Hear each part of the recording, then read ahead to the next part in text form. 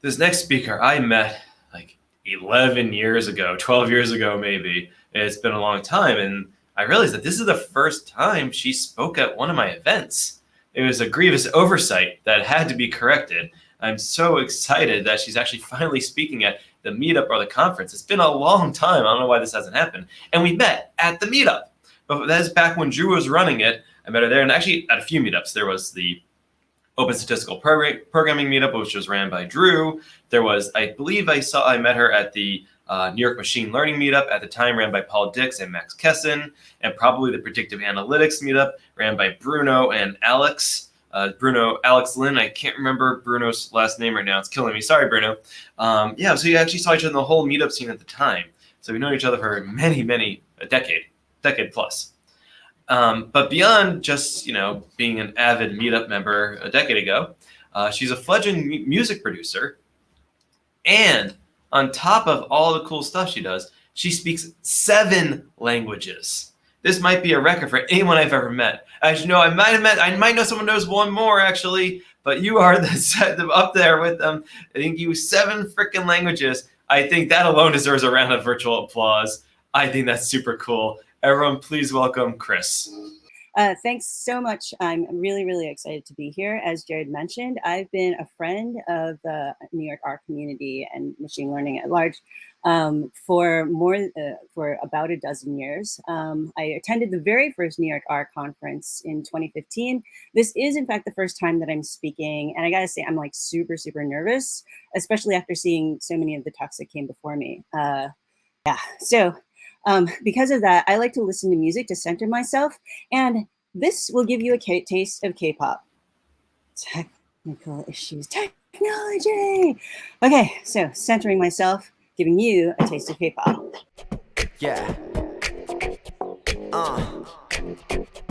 Wait up, girl, hold on. So listen, baby.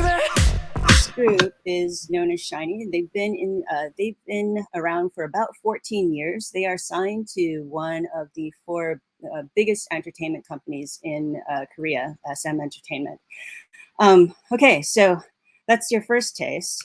But before we dive in, I want to make sure that I've set expectations and gotten us all on the same page. Despite my abstract, this is not going to be a technical talk. Life has a funny way of like sideswiping you when you don't expect it. What I'm going to do instead is kind of toss out a number of reasons, as well as perhaps some data and ideas for exploration of K-pop, which I think is very, very worthy of people's time and attention. So the other thing is, in this talk, I'm going to present a number of facts and figures. It is by no means authoritative. K-pop has been around since the early 1990s, and it's kind of a little bit fuzzy in terms of its definition and very, very diffuse in terms of what people have been doing, where they've been doing it, where data is available. But I've done my best to find authoritative sources of information. But again, as a whole, don't take this as like authoritative info. Finally, that said, this K-pop is a global phenomenon. Most of the examples that I've chosen are kind of US-centric and English-based, but I'm doing that for familiarity for all of us. And finally, the last thing is that I hope this talk will pique your interest and curiosity, both in the musical genre, as well as all of the stuff and many facets around it. So that's my hope. Okay, so another break.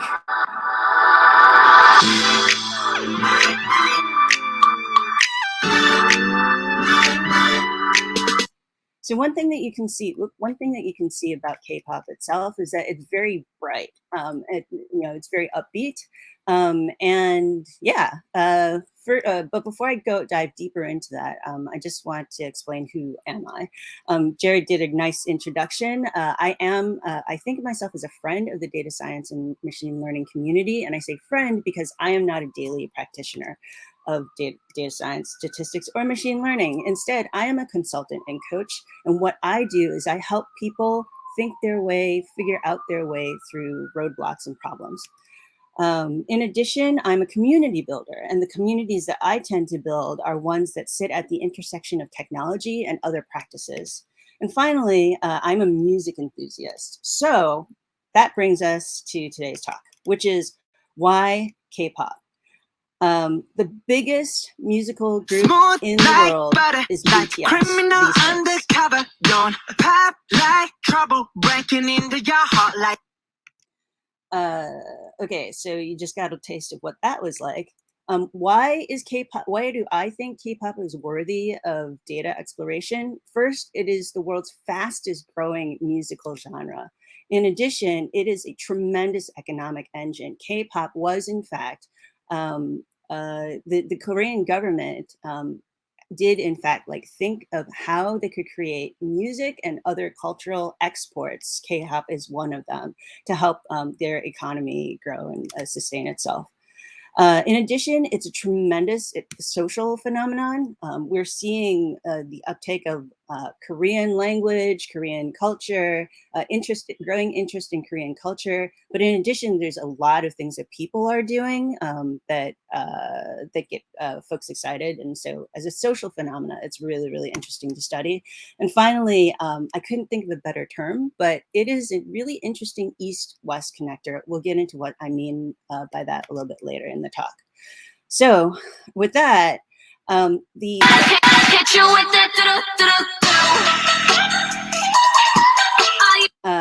my intention for that was basically we're going to dive deep in. I'm going to throw a bunch of basically like brain dump a bunch of things to you looking at these four facets that I just outlined. So in terms of it being K-pop being the fast growing music genre, what do we know? We know that IFPI, which represents the recording industry worldwide, has just released a report that says that a record-breaking year for K-pop alone drove South Korea to the 44.8% growth and the position as the fastest growing major music producing market in 2020. And also we know that dozens of new groups debut every single month, which means there's data just about the music itself. What kind of data exists? There's audio tracks, official charts for the biggest markets, biggest music markets. You've got YouTube and streaming service APIs. There's a platform called VLive, which is kind of like YouTube it's in Korean, but it reaches the world. You got Google Trend information, etc. So what could we explore? I was just brainstorming by myself. I'm sure you can come up with much better ideas, or if we work together, we could do the same. So things that we could explore through the data are growth of consumption over time. We could look at changes in musical styles and trends. We could also see what kinds of musical influences are in the music and also being radiated from the music. And then maybe even who's sampling whom. I came up with another idea this morning, which is spot the producer tag, which you can take a look at. There's a description of what that means. You can take a look at it after this talk. So another facet of data that K-pop data that might be interesting to look at is the fact that this is an economic engine. What do we know? The South Korean music industry has an estimated like $5 billion worth of export value to South Korea. In addition, K-pop's popularity has ripple effects on other industries because these artists, they don't just produce music, they're also influencing fashion, they are representatives for various brands around the world. What kind of data exists that we could take a deeper dive into? Well, there's data from the Bank of Korea, known as the Balance of Payment Reports. It's economic statistical data that the government, that the national government puts out every year. We've got streaming and physical music sales data. We've got concert ticket sales, travel data, business data. Statista can also be helpful. So what could we explore with this? The big question is, what are the ripple effects and how big are they? That's just one idea, but those of you who work in economics, I'm sure could come up with much more interesting ways to explore. All right, the third, I talked about K-pop as an economic engine. I just wanted to mention something that I found kind of interesting, which was in 2018, the CEO of Twitter Korea talked about how K-pop revived Twitter in Korea. Prior to these artists using the social platform, basically like Twitter was, not really doing anything. So again, fascinating economic engine. All right, so let's take a look at social phenomena. What do we know? We know that fan engagement is the #1 reason for any musical artist's success. This is true regardless of genre.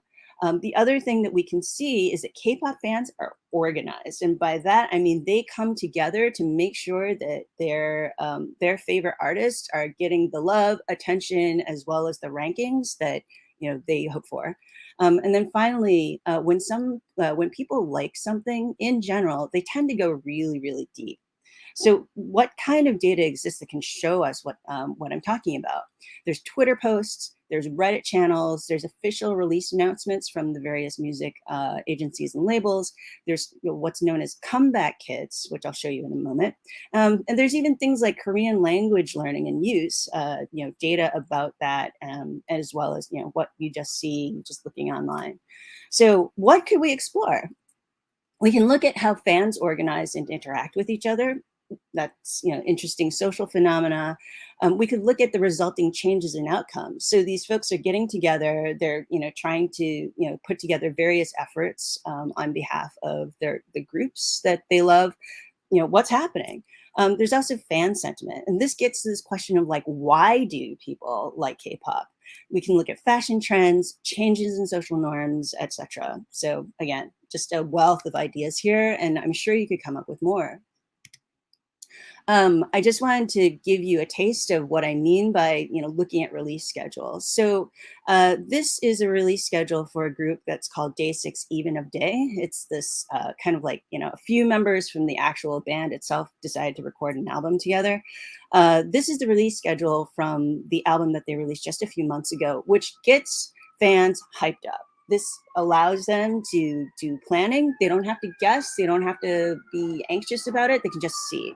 And then they will go and pull together what's called comeback kits. So they organize themselves in a way that, and spread information that allows them to coordinate their efforts for a #1 debut. And then they put a lot of effort into this. In fact, there's like detailed streaming instructions. One example is these YouTube streaming instructions, which explain to various fans like how they can listen and stream on YouTube such that those listens count. All right, so that's a lot. Last one, this notion of K-pop being an East-West connector, the data around it, and how we might explore it. So what do we know? K-pop artists and non-Korean artists are aware of each other, though I think at this time, it's still the Korean artists know more about Western artists than vice versa. We are seeing more artists doing collabs with K-pop artists. And then Korean agencies and labels have working agreements and sometimes business investments in other agencies and labels in other countries. So the data that exists, we've got information from the agency websites themselves. There's social media, of course. We've got album note style metadata. I was looking for a source. If anybody knows where this can be found, like, please tell me, because I think there might be interesting avenues of exploration if we get to see like who the songwriters and composers and musicians are on the various songs. And then finally, there's broadcast appearances. You might have seen Blackpink. You might have seen Blackpink on like with James Corden, and I think they were on Ellen recently. So what could we explore? We could take a look at how social media interactions, like, hey, like, would love to work with you, right? How those interactions turn into collaborations over time. We could look at the growth of the number and placement of those collaborations. We could look at the growth of international interest. We could even look at the demographics of the fan bases. Some of the biggest music markets in the world are in Asia. There's also Germany. I think the Netherlands turns out to be another big music market. It would just be interesting to see like who these people are and know more about them. All right, so I'm going to do what they call the ending fairy moment. Take a breath and recap. So why is K-pop interesting for data analysis? In my opinion, I think Again, it's a fast-growing music genre. It is an economic engine. It's an incredible social phenomena. It's an East-West connector. And now we go to quiz time before I wrap up. Previous to BTS, when was the last time an Asian language artist debuted at #1 on Billboard's Hot 100? This is the song. And let's go! Can't stop, in the stars tonight. So we bring the fires, light. The song is called Dynamite. It debuted at #1 in 2020. BTS has had a number of other hits that have charted, but this started at the top. Also, just a side note, to date, there's only been 20 non-English songs that have ever made Billboard's top 10. So a thing to think about is just, as musical appreciation changes over time, and people's openness to listening to music that isn't necessarily in language changes over time. It's just a thing to think about, like, why has it taken this long? Yeah, so the question, when was the last time an Asian language artist debuted at #1 in Billboard's Hot 100?